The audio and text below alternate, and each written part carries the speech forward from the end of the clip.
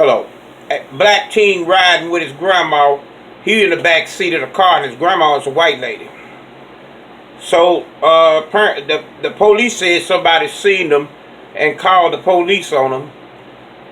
But the police just happened to be riding behind them. He see the black guy in the car. This is me saying this, but he see the black guy in the back of the car. So all of a sudden he thinks that the black man is robbing the old white lady. But little do he know that the old white lady is his grandma. See, they think everybody you got to look a certain way to be mixed, but you do not. You don't know who is who and what is what. But I'm gonna let y'all watch this video and see this stupid man make a fool of himself. And hit me up in the comments afterwards and let me know what you think about this video when you watch it.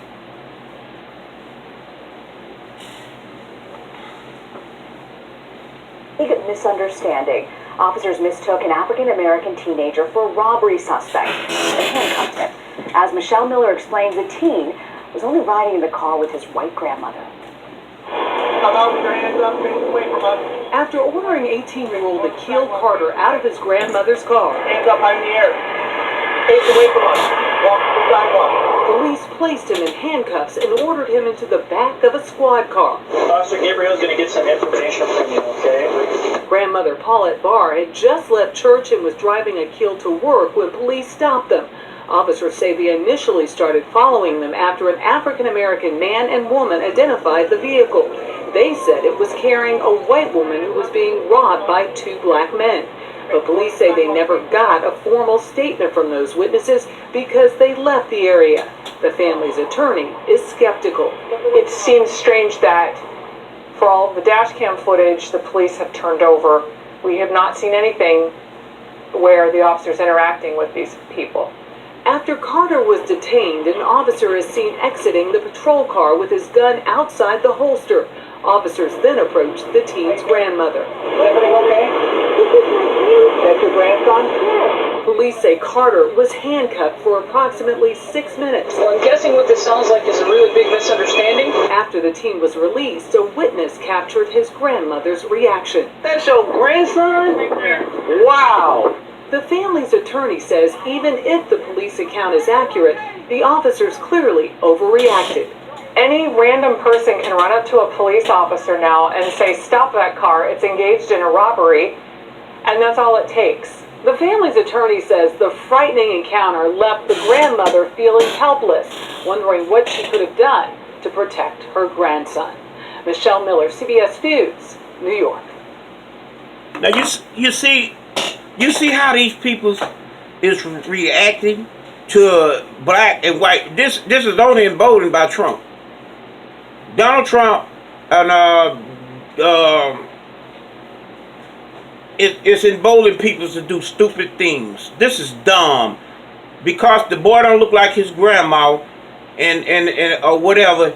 His grandma gets pulled over. The police go immediately on his side with the gun and makes him get out. The grandma says she feels helpless. Lord, when is this gonna ever stop? This is only going on. It's gonna stop I believe after the 2020 election. Because I believe that this man is gonna get stomped. It ain't even nothing none of it makes sense. Why is it going on? Nobody knows. But racism is well alive. All you got to do is look like me to be a black man. And that's all you have to be. And you can't go to the store. You can't go nowhere without them polices or somebody see you walking strange. Now it's being black with a white grandma strange. When is it going to ever change? Because we living like we in the 1700s. I just don't know. If y'all like this video, please hit the like button. Subscribe to my channel. And let me know, leave a comment, let me know what you think. Have a blessed day.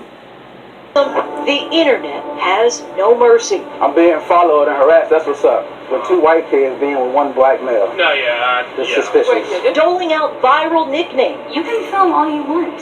intended to brand any perpetrator forever. Call the police on him for having a barbecue. Stephanie Sebi Strempel, arrested for assaulting a black teen at a community pool, Get out now! became Pool Patrol Paula. Her attorney later saying there are two sides to every story. Get out! And Allison Edel, who called the police on an 8-year-old girl selling water, now known as Permit Patty.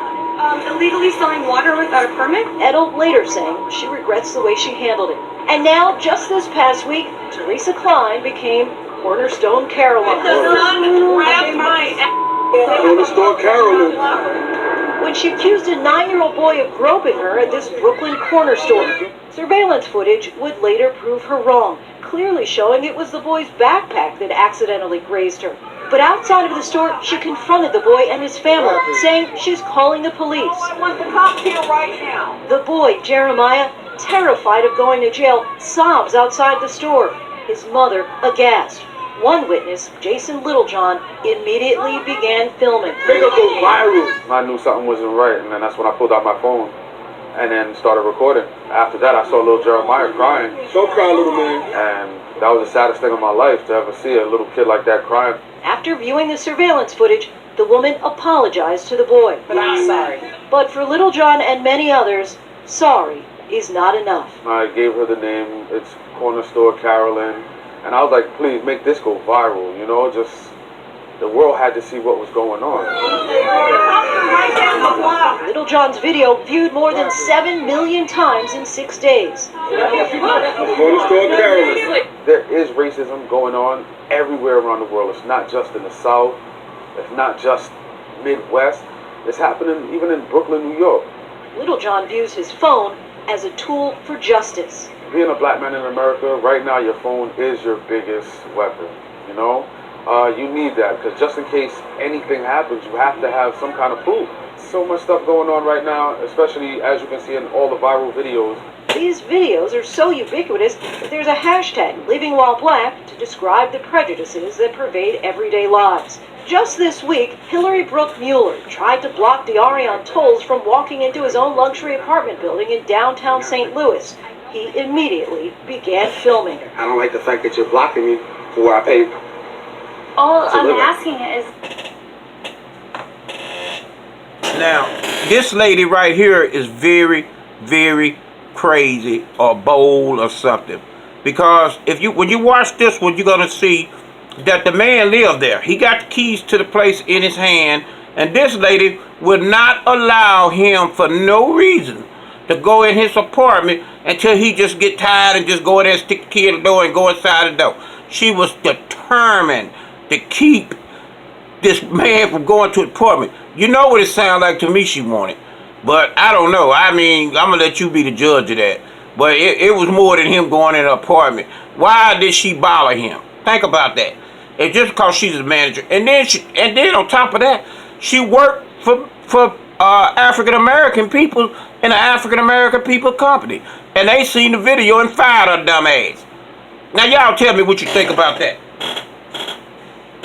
what unit? But you're not, I don't need to tell you that information, man. If you want to come into my building. It's not your building. You're not the owner. You're not security. You're not the property manager. You're not No, Mike but Harvey. I live here. When he ultimately moves past her, No. Excuse me. No. Excuse me. Are you kidding me? she gets in the elevator with him Oh, I want to know who you're going to see. and then follows him to his apartment. Just follow me all the way to my door. As a plan. And you see my keys in the door. It made me feel really uncomfortable, made me feel less of a human. And I felt like I was being judged. Hillary Mueller defending her actions, telling Fox 2 Now she was merely trying to follow the condo's guidelines for residents. So when I noticed an individual that I did not know, my only intent was to follow the direction that I had been given by our condo association board members repeatedly, and that is to never allow access to any individual that you do not know. The Living While Black hashtag explode. Now, you hear what she said. Not to let nobody that don't live in the building come in. Okay? If it would have been a white person, how would she have known?